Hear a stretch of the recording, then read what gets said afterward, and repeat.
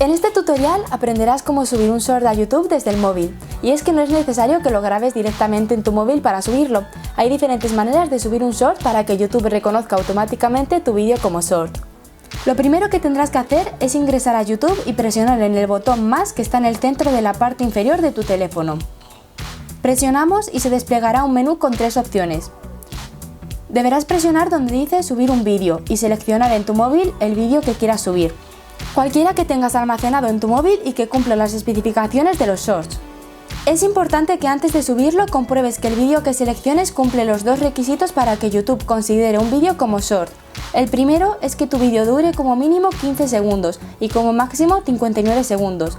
Si tu vídeo dura menos de 15 segundos o más de 59 segundos, no será considerado como short, a la vez que el otro requisito es que esté en el formato vertical, es decir, que haya sido grabado de forma vertical o editado de forma vertical. Cumpliendo esos 2 requisitos, YouTube automáticamente lo detectará como short.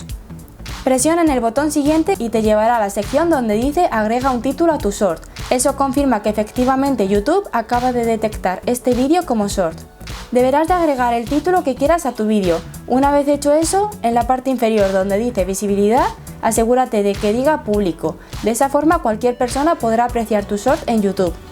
Presionamos en el botón que dice subir short y es cuestión de esperar unos segundos o minutos a que termine de subir tu vídeo.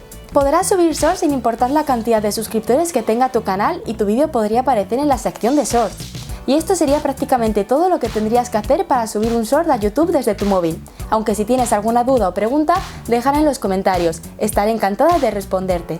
Para saber más sobre los shorts de YouTube, mira los vídeos que contiene esta playlist de nuestro canal en los que te contamos cómo crear shorts en YouTube en 10 sencillos pasos, qué es el fondo de YouTube Shorts, cómo pedir tu parte del fondo Shorts.